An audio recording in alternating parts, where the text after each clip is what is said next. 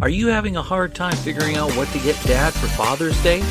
Shop now at sportshistorynetwork.com/row1 and save 15% off your order when you check out Row 1 Brand's Vintage Sports Pictorium Gallery. They have America's best sports art. With over 7,200 historic sports prints, you're assured to find something unique for Dad this Father's Day. If he's an NFL buff, check out the 1963 vintage NFL helmet poster. Shop now at sportshistorynetwork.com/row1.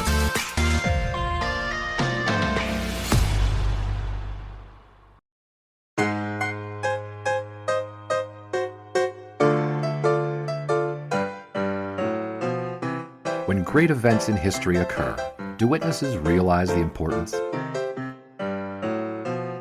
Looking back on my time now, I realize I was one of the lucky ones, privileged to tell the stories of those times. I'm Orville Mulligan, sportswriter.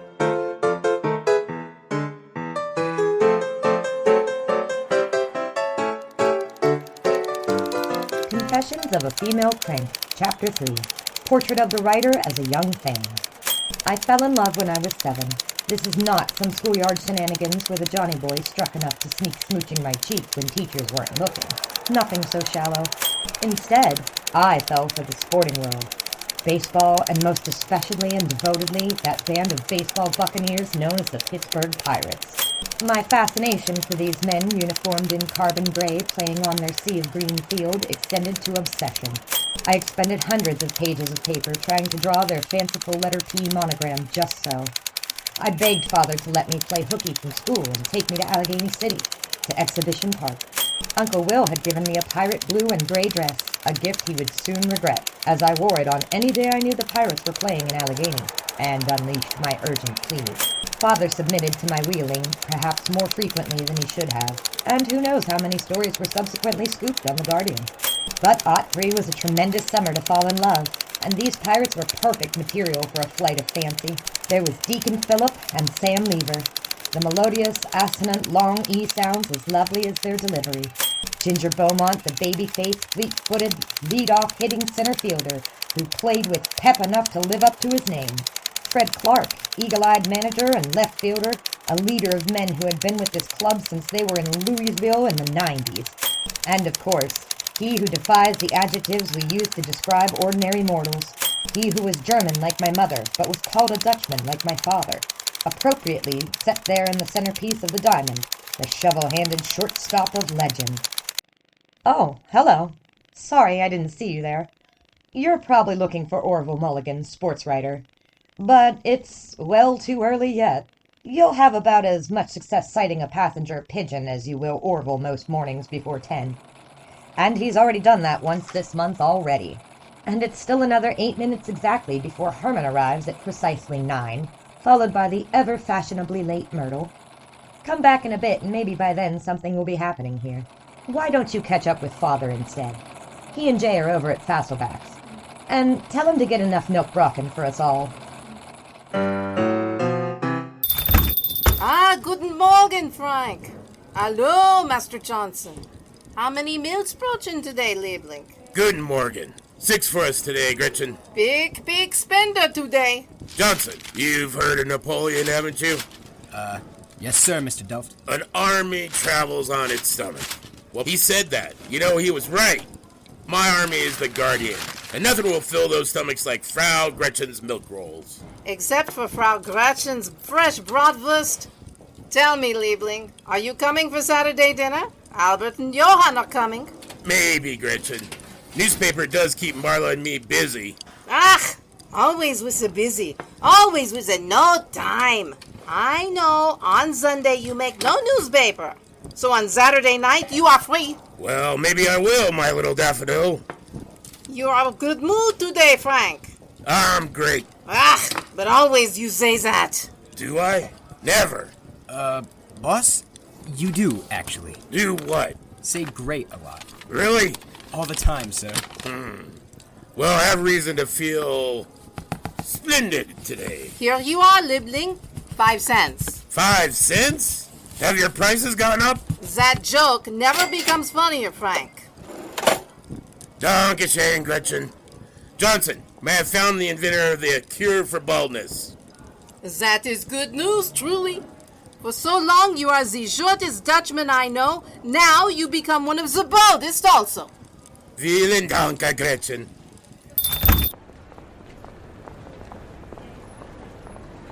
Oh, Mr. Delft, sir. This roll is very tasty. Great.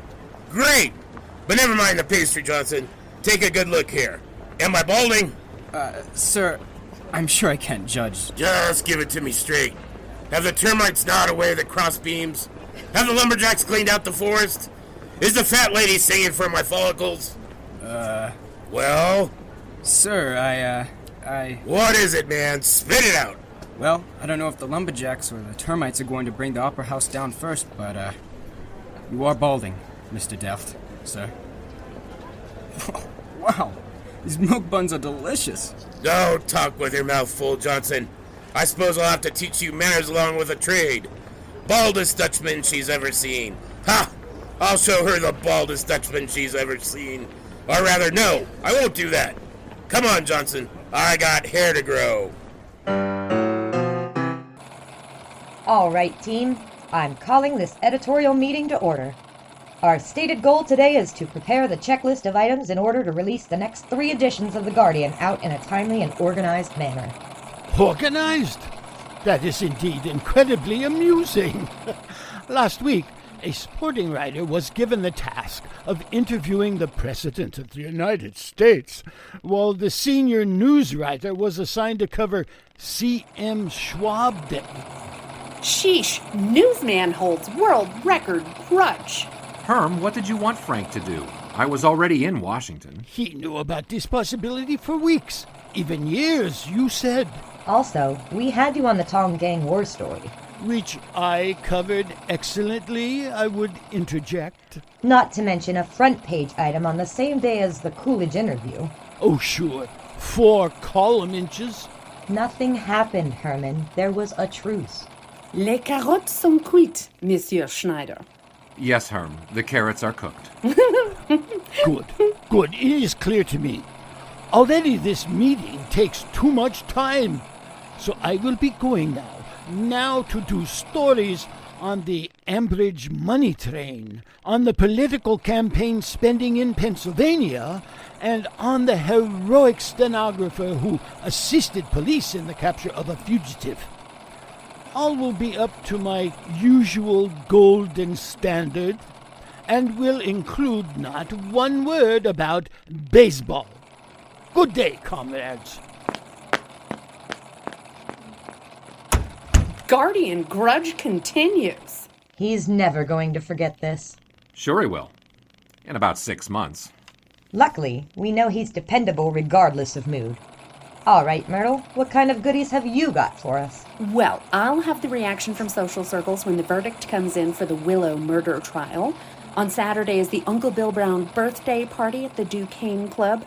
Those Masons throw quite the party. You just have to hope they'll let me write up the juicy stuff.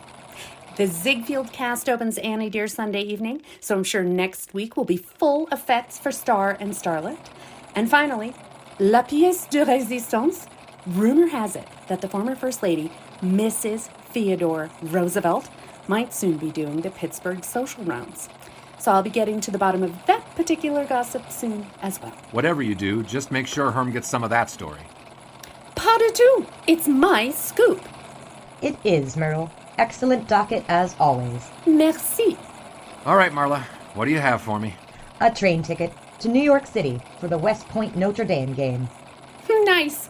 Pittsburgh peach to Big Apple on plum job. Pittsburgh peach? Well, no offense. I was just one fruit short of a salad.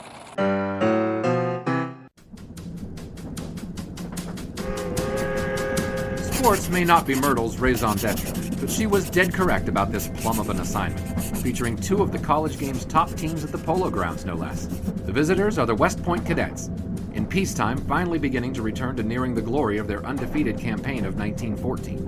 Harry Ellinger, Edgar Garbish, and August Farwick comprise an interior trio among the finest in the game, while halfback Harry Wilson is well poised to take advantage of the brute force this line employs. However, the cadet linemen have yet to face an opposition like that of the home team Notre Dame Fighting Irish, pride of Catholic and Indianian football fans alike. Led by already legendary head coach Newt Rockne, the Irish have amassed 50 wins and 3 ties against just 4 losses since 1918. Though claims to the number 1 standing in the land by the Notre Dame faithful have historically been spurious at best, each season recently has brought new hope that this will be the year. In 1924, the distillation of that hope lies in a backfield set to become basis for myth. Harry Stuhldreher, Don Miller, Jim Crowley, and Elmer Layden. Fearsome foursome of... No, that's not it. Stuhldreher, Miller, Crowley, and Layden. The power behind the... Stuhldreher, Miller, Crowley, and Layden. Surely no team in the land wants to play... How's the sonnet? Max Mackey. It's going well enough. And don't worry, I'll draw some pictures to go with the text so you can understand. Yuck. Hilarious, college boy. Have a seat. Cigarette? Sure, why not? I can't get a hand to save my life in Duke's game, anyway. Who else is around? Naturally, Sammy is following the Irish up. Nobody else on this train, near as I can tell. Dukes has this other guy with him, Figs. He isn't one of ours. I can't place the guy. Maybe he and Dukes are running a sting on us. Sure, they'll haul in a good $2 maybe. 3. What, you can't afford to lose $3? Lend me 2 more. I don't know. What? You can't afford to lose $2? So you're admitting you'll lose. Lend me $2 or I'll start singing Tessie. Tessie would be bad enough, but to hear your variation, I'd rather lose the $2. That's the spirit. Well, boys, look what the cat hath drug in. Young Mr. Orville Mulligan. Good evening, Mr. Dougal. No, Dukes, call me Dukes. Sammy? Hello, Orville. Orville, can you let me Can't do it, Sammy. Max already mooched it from me. Damn. That's right. I've got a patron now. Give me some room there. And this is Mike Figursky. Call him Figs. Figs, Orville Mulligan, Pittsburgh Guardian. The Guardian, eh? Never heard of that one. Oh, now you sure you want to lose your friend's money, Maxie? What the hell, huh? I got nothing better to do until New York. As the man said, the game may be crooked, but it's the only game in town. This mug's got guts, I'll give him that. Right you are, Figs. Lend me some guts, Orvie. No. Dukes? Well, let's talk terms of interest. Ah, come on. 5 stud is the game, nothing wild except the dealer. And a 2 for the bean eater. Already? Figs?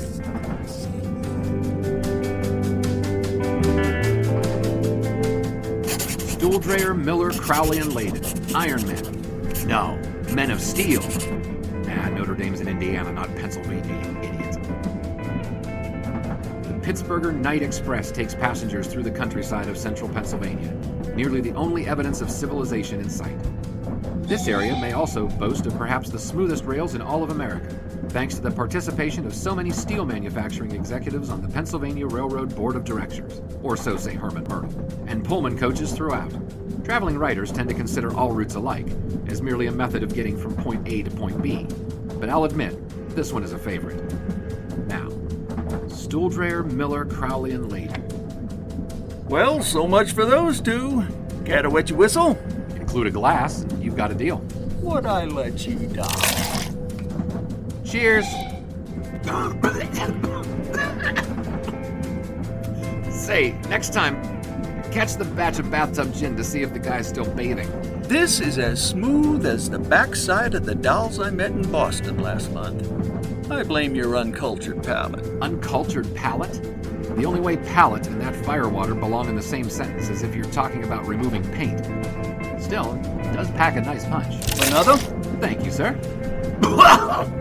Yep, that'll put lead in your pencil.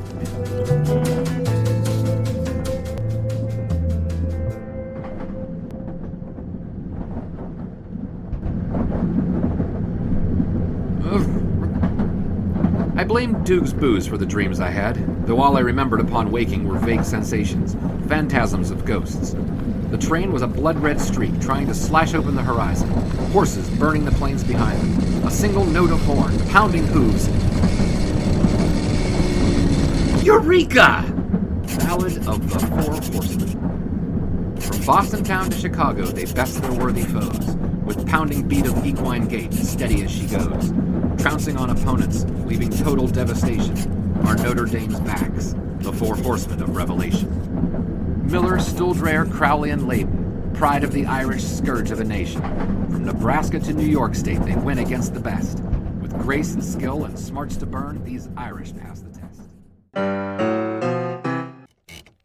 Dateline, Middleburg, Pennsylvania. The same verdict given to Ralph Shadle, the farm boy who killed Harvey Willow, was returned by a jury late today in the trial of Miss Anna Willow as an accessory to the crime. She was convicted of second-degree murder, which calls for from 10 to 20 years in the penitentiary. After the jury was deliberated 6 hours, counsel filed a motion for a new trial. When the verdict was rendered and Judge Miles I, Potter of the Snyder County Court, reserved decision and sentence until Monday. End. Marla, you're beautiful when you type. All right. Next, let's do something that's not true crime. How about the one from Atlanta about the lunatic Confederate vet? Sure thing, Miss Delft. Let me get that out. Thank you, Jay. Good morning, Jack. What brings Pittsburgh's most obscure would-be playboy layabout to our offices this morning? Polo match get called off? I don't play polo. Horses don't care for me. So why are you here? Isn't coming to gaze upon your pulchritude enough excuse? Honestly, Jack, pulchritude is an awful word. It's the most contrarimus-sounding word that is an actual contrium. Contranimus? Are you ready, Jay? Yes, ma'am. Got it here. Dateline Atlanta. Go ahead, Jay. W.A. Ellis, aged Confederate veteran, was released from Fulton Tower today, where he had been imprisoned on lunacy charges preferred by officials. So, Jack, is there a point to your vulture impression? No. Yes. My father, Jack Sr., sent me to check the page proofs on our, full-page ad. I know who your father is, Jack, and we do appreciate the sponsorship. But the proofs arrived Tuesday, and you checked them on Wednesday, and on Thursday, even though not one letter had changed. Just trying to be thorough. It's the small details that make a big company successful, you know. Besides, these are the proofs for the Saturday ad. You brought those in yesterday. Have I mentioned that I'll be running the company someday? Really? Well now, that's interesting. Or it would be if you didn't mention it every time you're loitering in this office. Well, how about this for interesting? I've brought payment for a month's worth more of ads. Better. Thank you, Jay. For now, can you go ahead and collect some obits, both local and national? Sure thing, Miss Delft. All right. Final shot. I've got tickets to Annie here on Saturday night. Third row, center, best seats in the house for their last show in Pittsburgh. It'll really be the bee's knees. It's a Ziegfeld, you know. Yes, we've heard. Let me get Mr. Delft for you. Wait, but what about the show? Look, Jack, your attention is flattering and all, but I can list several reasons why this matter isn't worth discussing. 1, I'm working, and my concentration would be better employed otherwise. 2, you're 16, Jack, and I'm not 16. 3, I don't even like it. Father! Here's a travel tip from a roving writer. Most hotels will stash your luggage for you.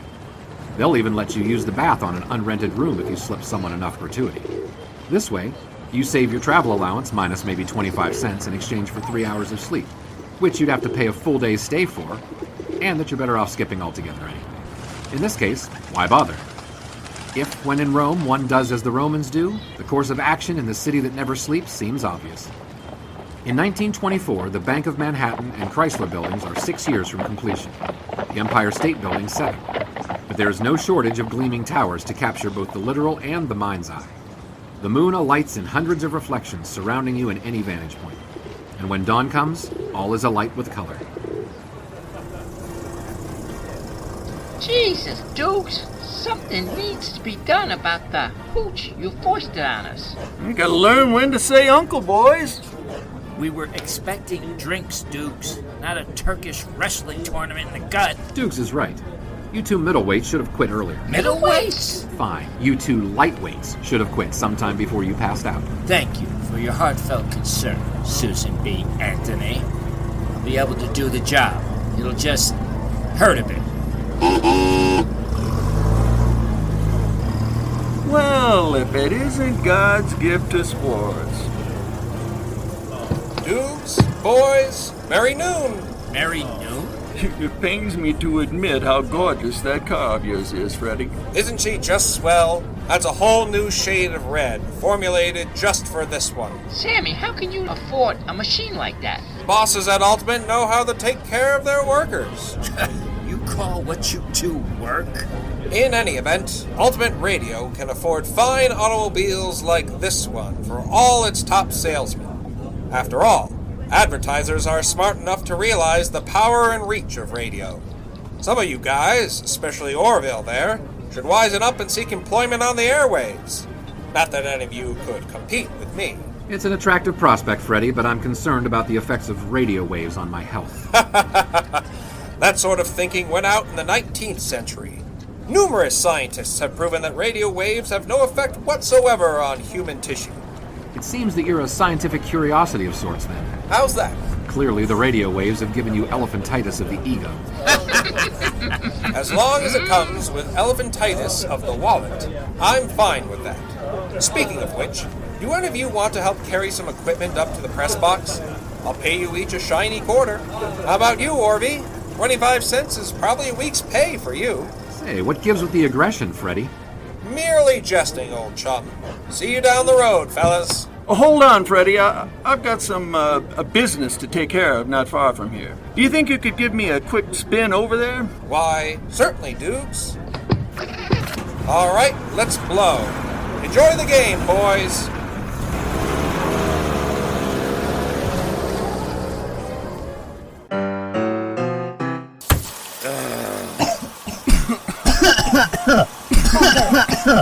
Are you all right? What happened, boss? Let me help you up, sir. Incidentally, I was wondering if I might get your permission to court your daughter. Jack, cut that out. Look, his hair is smoldering. Ow! Ow! What are you doing, Johnson? Trying to, put out the forest fire? Jay, open some windows in the office. We need some air going through here. Father, what in God's name is going on here? This did not go to plan. Clearly, but what is this? It's the future. Or so I thought. Oh, no. By brand, it's Dr. Zinn's follicular hair growth device. With carefully constructed chemical balance and the innate powers of electricity, the scalp may be induced to generate more hair. Or so I was told. Oh, well, at least it didn't cost anything. Oh, no. No. That's right, I got a barter ad deal. No loss. Unless you count the expense of a new shirt and new windows for your office, plus the fact that we'll probably have to hire some monks to burn incense in here for a month to cover the burnt hair smell. Not to mention that you actually have less hair now than you did before. I'd call that a fairly significant net loss. Yes, you're right, Marla. Not great. Don't worry, Mr. Delft. I've brought the money for another month of advertising. Great, great. This should cover the windows, I think. How much do windows cost these days? Such a man of the people. Says the street urchin. Now, boys.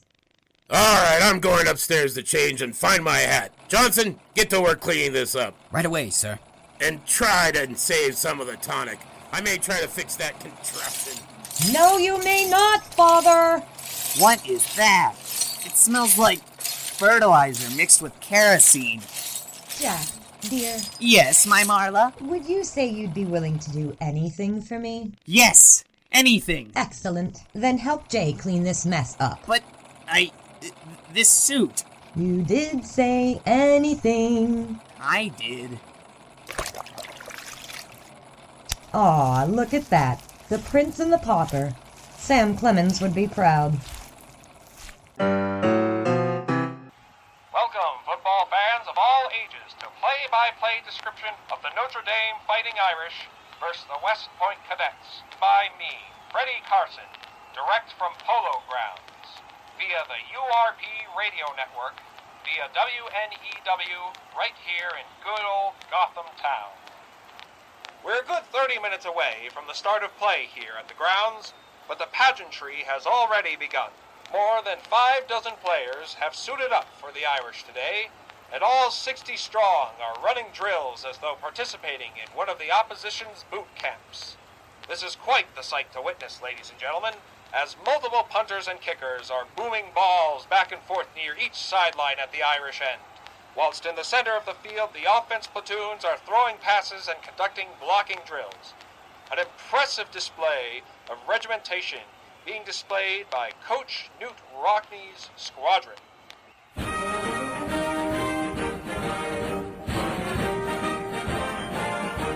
And here come the 1,400 cadets to back their teams here today. All are outfitted in their dress grays, in military formation to their seats. Though it should be pointed out that this particular crowd will have scarce little use for such comforts in a thriller such as this promises to be. Figs, isn't he here to cover the game? The way he dressed, I couldn't tell whether he was a third-rate numbers runner or just a wrong number. Oh, no. No. What's up with him? Hey, Orville, what gives? I think I cannot find my notebook. Damn. Well, we got plenty of paper here. I know. It's just that I had all this great material ready to go. Maybe half. Well, you win some. Shh. Listen. The Ballad of the Four Horsemen. From Boston town to Chicago, they best their worthy foes, with pounding beat of equine gait as steady as she goes. Trouncing on opponents, leaving total devastation, are Notre Dame's backs, the Four Horsemen of Revelation. That son of a... Miller, Stuhldreher, Crowley and Layden, pride of the Irish, scourge of a nation. From Nebraska to New York State, they win against the best, with grace and skill and smarts to burn. Hey, what are you doing here? You stole my words, you crooked... What is he doing? We interrupt this broadcast for 2 minutes of silence, courtesy to URP to quickly clean the transmitters. What do you think you're doing here again, Mulligan? I'm live here. You're not going to be live for much longer unless you tell me why. Why'd you do it? Do what? Steal my notebook? I didn't steal any... Oh, that was yours. Your poetry isn't half bad, Orvie. Not half bad, considering you stole it. I didn't steal it. I bought it for $1.50. For $1.50? What's going on in here, Orville? This charlatan stole my notebook and then read my work on the air, just now. Plagiarizing? You low-life scumbag! I didn't steal it. I bought it from some guy, said he found it. And you can't plagiarize something that hasn't been printed. I'm gonna kill him. Orville, relax. He isn't worth the trouble. You want your poem back? Here, take it. Just get the hell out of here. Where's the rest of the notebook? I threw it away. I didn't need it. Now scram already.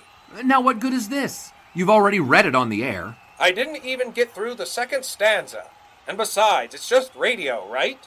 No one will remember. Now go do your scribblings while I attend to... And the teams are ready to kick it off. Layden sets up back for the visitors, and it's off!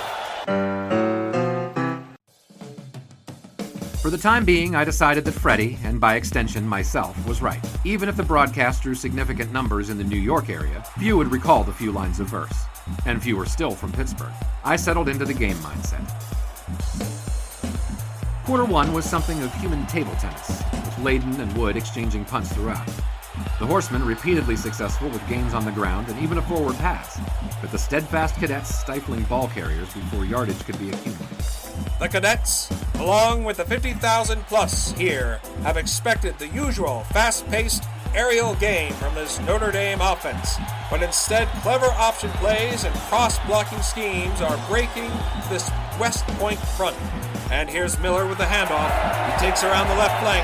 He's free, gains more, and it's stopped after a gain of 15 yards and another Notre Dame first down. The tactics of the wily Rockney were starting to take form. After seemingly lulling the Army defense into near complacency until his own cavalry arrived in the form of well-rested Irish regulars. Here's Stuhldreher taking the snap. Heads directly into the line. No! He stops, pivots, and fires.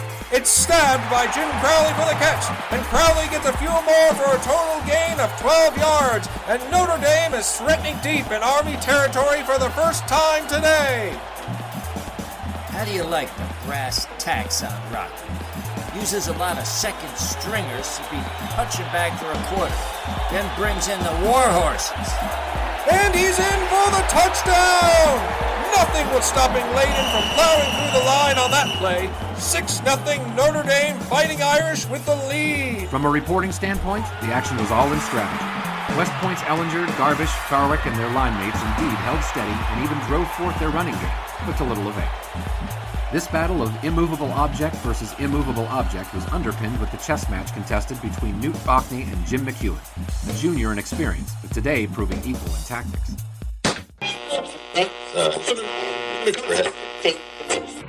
Say, by the way, Doctor, is music your sole pleasure? I mean the kind of music men hum or whistle when they feel on top of the world. And gentlemen, one of the many things that give you that tip-top feeling is the pleasure of being well-dressed.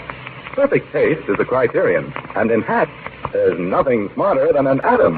From stem to stern, your Adam hat gives off that look of quality. You see quality in the carefully molded shape, and in the richness of the genuine all-fur felt, and in the subtle color shades. Next time you pass an Adam hat store or authorized dealer, stop in and try on an Adam. Once you see and wear an Adam hat, you'll agree that today, as before, Adam is one of America's...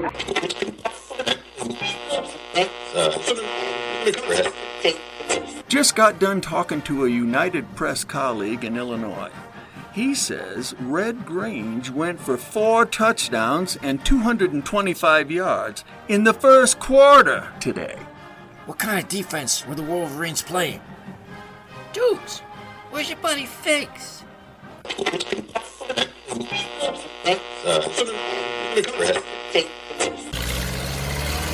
With every race, every qualifying run, and every pit stop, Tim Coffeen would feel the pressure and excitement. With his own podcast on the Sports History Network called Tim Coffeen Talks IndyCar and Racing History, he will share those same racing emotions and memories with his listeners. The names will sound familiar, from Mario and Michael Andretti to Graham Rahal and actor Paul Newman. In each episode, Tim will pay homage to the great sport of IndyCar competition and share what he has learned and treasured from his lengthy career. Expect the unexpected as he tells his favorite stories about great drivers, fierce racing feuds, unusual problems in the pits, and the tears of joy in winning 7 championships.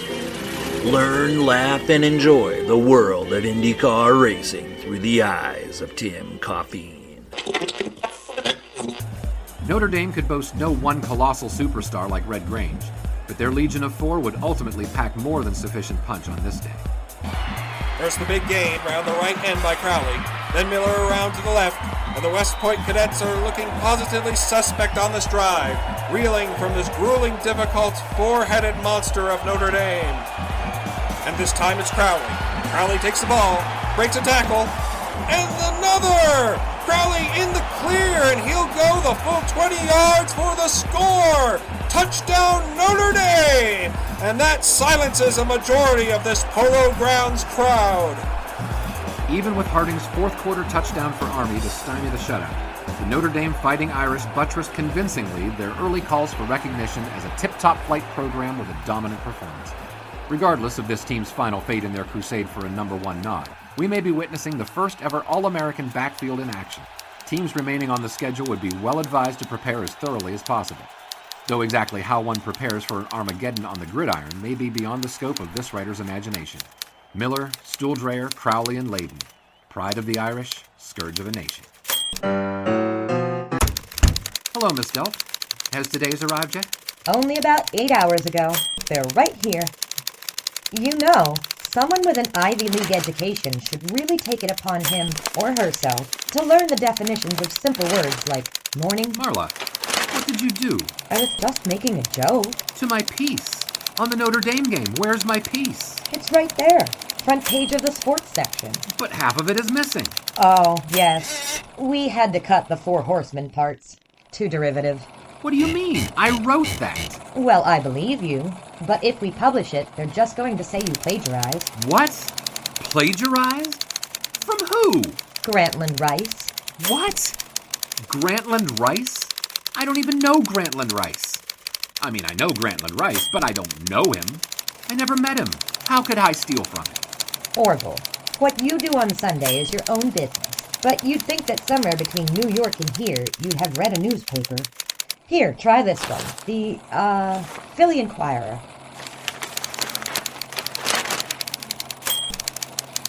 Outlined against a blue-gray October sky, the Four Horsemen rode again. You see it? Every newspaper in America ran this piece, it seems like. Dukes told me he was at the Illinois-Michigan game. Damn it! Is Frank in his office? Of course, but I don't see why. Frank, a moment of your time, please. Sure, Orville, come in. Pull up a chair. Hey, I enjoyed your piece on the Illinois game. Great stuff. Great stuff. Actually, it was on the Army Notre Dame game. Remember? I was in New York. Ah, that's right. Great stuff. Too bad about the poem. I liked it. Some class on the sports page. Really great. Thank you, Frank. Now I'd like you to do me a favor and sue. Sorry? Do you a favor and sue? Sue who? You can start with Freddie Carson. Also this Ultimate Radio Productions network he works for. Probably also Grantland Rice and whoever else is in on it too. Pardon me, Orville, but I have no earthly idea what you're talking about. Back up and start at the beginning. So I started at the beginning, went through everything about writing the Four Horsemen, losing it, hearing Freddie on the radio, hearing about Rice's article. You know, you've heard it all once already. So you want me to sue for financial damages under what charge? Theft. Plagiarism. I thought this Freddie. I thought Freddie gave the poem back. Yeah, 2 pages. What about the rest of the notebook? He threw it away. There might have been something important in there. Was there anything important in the notebook? Not as such, but that's not the important thing. Are you sure you didn't just drop it? You said you slept on the train. How do you know it didn't just fall out of your pocket? Freddie said he got it from somebody. Why would somebody who just found a thing want to sell it? And how would he know who to sell it to? A million reasons. Any eyewitnesses? No. Freddie stole my idea. And Grantland Rice, too. What idea? The Four Horsemen. The whole metaphor of the Notre Dame backs as the riders of Armageddon in the Book of Revelation. All of it. Well, I'm pretty sure the Book of Revelation is copyrighted by the man upstairs, and I'd hate to have to face his lawyers. You're not taking me seriously, Frank. Just listen to what you're saying. Grantland Rice didn't steal your poem. Mr. Radio borrowed the text, read 7 or 8 lines, and didn't give you credit. That might be grounds for a case, but you have no copyright, and only eyewitnesses are unknown people in the greater New York area who are listening on the radio. What you do have is the argument that you own the phrase, the Four Horsemen. What is that? It's 3 words. One of them is an article, another is a number. So you want to claim a copyright on horsemen? Or is it the concept of horsemen you are against legally? Orville, I know it stinks like 12-day-old road-dead squirrel to not get that idea to print first. Most of my life has been about that pursuit. But if you're thinking for 1 second about whether you'll have another great idea, I'll stop spending money sending you on the road. Or I could put Johnson on the sports feed and move you to the ticker tapes and obits and... No need to go that far. All right, then. Chin up, chest out, face front, and nail that next story. I'm positive it will be just great. And Orville, keep tabs on that notebook. Here's Notre Dame, team of the famous Four Horsemen, lining up for the field goal. And the kick? It's good! This is plagiarist and petty thief Freddie Carson telling you that if there were a phrase to describe this team that I could steal, well, I would. Oh, what's this? The Irish have been awarded another field goal attempt. Why, they must have cheated. This certainly is a team after Freddie Carson's own heart. Lining up for the kick and... You know, the typewriter will never actually eat the sugar, even if you force-feed it. That was a joke, you know. People here are making jokes always, and so I was telling a joke also. And they say Germans have no sense of humor. Yes, this is absolutely untrue. Herm, please tell me you're not going to start with the complaining about Coolidge again? No. Past is past, and I have forgotten the illogic of passing up the skills of a senior writer devoted to the intricacies of politics, local, national, and international, in favor of the youngest staff writer who normally occupies time describing the flight path of balls to and fro. Like I say, I have forgotten. Past is past. I see. But there is something I have not forgotten. Do you know this expression? The city that never sleeps. Of course. I was just in New York. Oh, that is mine. I made it up. Wait. The city that never sleeps is yours? It is. In 1912, I made the mistake of going on a honeymoon to Niagara Falls with my wife. It would have been more of a mistake if you went without her. Yes, very amusing. So, on the honeymoon, we had a very nice time. Alcohol was still legal, so we had a very, very nice time. Met lots of interesting people. One night, a lot of us were chinning, as you say these days, and they asked me about my work. I told them that I was writing a series on life in New York City, and I would call it The City That Never Sleeps. By the time that I returned to the office, I see it is already in a story in a newspaper in Fort Wayne, Indiana, and that it has been put on the wire services. I was very angry about this, especially with no byline on this piece. I could not even know if it was somebody I had spoken to or not. In fact, I went over this with my wife after, and we both remembered that no one else there was a newsman. And so I decided that this was just an idea that must come at this time. If I had not thought of the idea, somebody else would have, and probably somebody else did already in this case. I hate to admit it, but you're probably right. Of course I am. After all, I am always right. And that was also a joke? Maybe. Down by one with 2 outs in the bottom of the ninth, it seemed that my beloved Pirates were destined to end this homestand on a losing note. But our gallant hero had other outcomes in mind. A pitch in the dirt, then one to back him off the plate, and a third high and outside. Not any of them his style, as with Casey of Lore, but our mighty man was ahead in the count. Not likely he'd leave no joy in this Mudville. Now I recall the sun setting behind him in the box, as though the sky itself looked to blanket him in the bloody reds of oncoming night.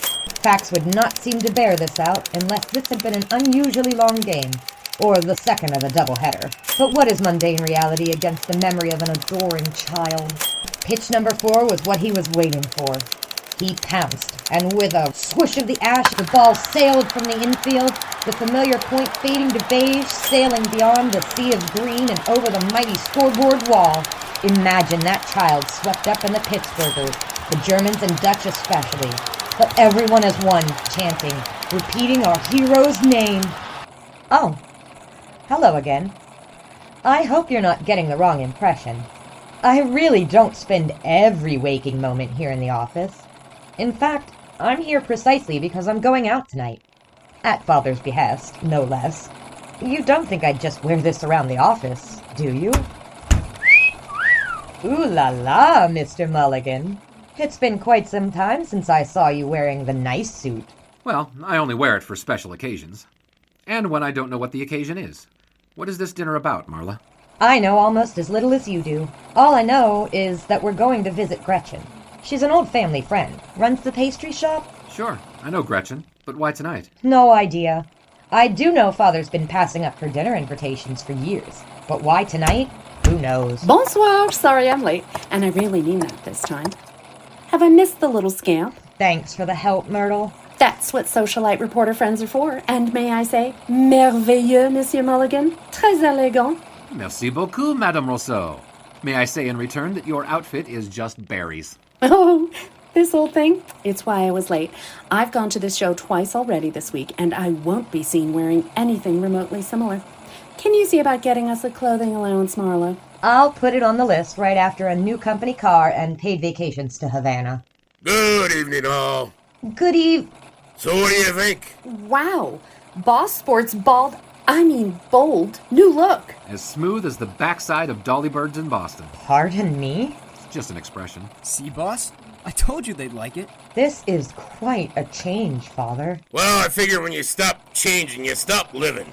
Besides, when termites have infested the house, maybe time to just leave the house. Before the fat lady starts singing about lumberjacks. Right, Mr. Delft? Lumberjacks? Is that him? Who else?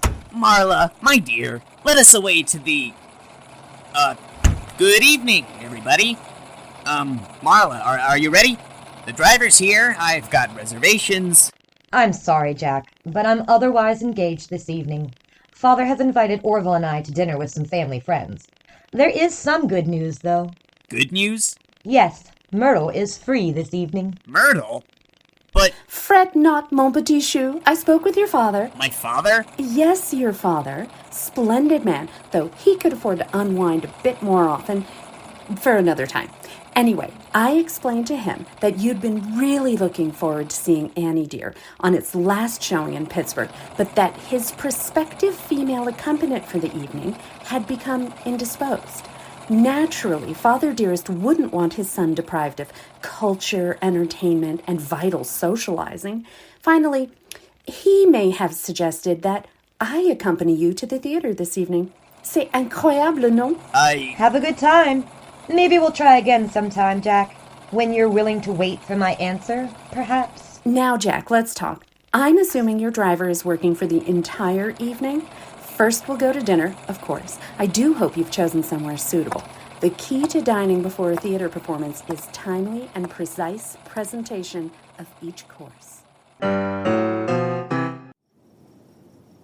A primary attraction of spectator sports, it is said, is the possibility of witnessing an event never seen before. Even without stooping to pedantry, one could extend this supposition to life itself, with the fundamental difference being that once-in-a-lifetime occurrences in the sporting realm are planned. Red Grange scoring 4 touchdowns in 1 quarter may represent a singularly unique event, a miracle if you like. But in sports, we're at least assured that miracles may only take place inside the ordered confines. We were about to witness such an event. Frank! Oh, Frank! I am so happy that you are here. And oh, now you really are the most bald Dutchman I know. Marla! Hello, dearie! And Mr. Mulligan, good evening. Orville is fine, ma'am. You need to eat, definitely. You must weigh maybe 40 kilos. But come in now. Come into the house. Frank, come with me to get the surprise. Hans here already?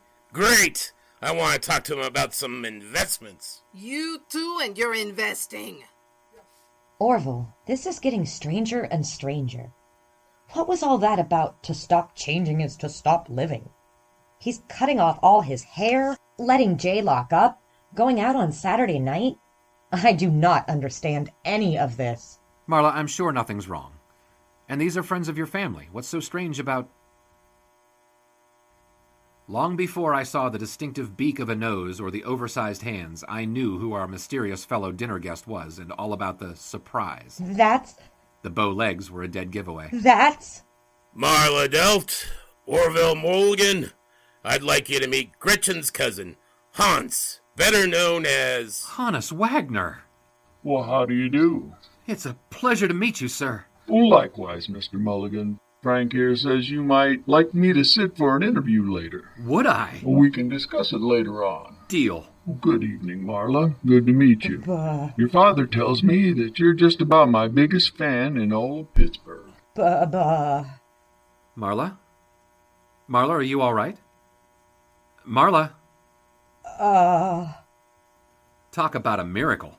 I may not have seen Red Grange's romp, but this was something about as unbelievable. Marla Delft had been rendered speechless. I'm Orville Mulligan, sports writer. Marla? Marla?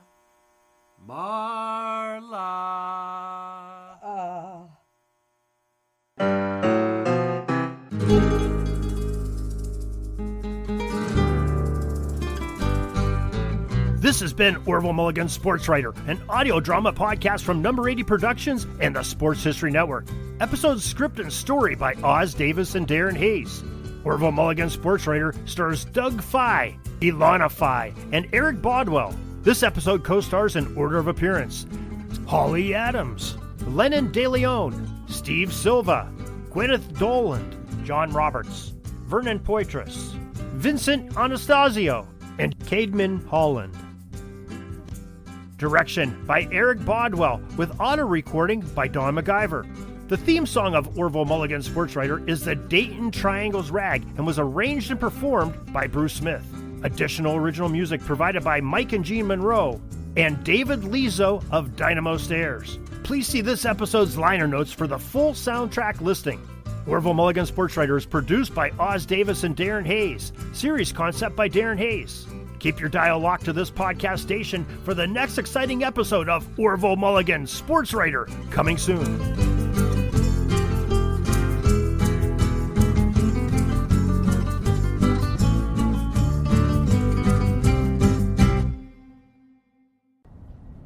So what's the matter with you? Picking too many losers at the track lately? Rum running not going so well? You know, never mind. I don't have time for the sob story. I guess I can use this here to fill a few minutes. The Four Horsemen. I like it. Okay, I'll give you $1 for it. $2. $1.50. Done.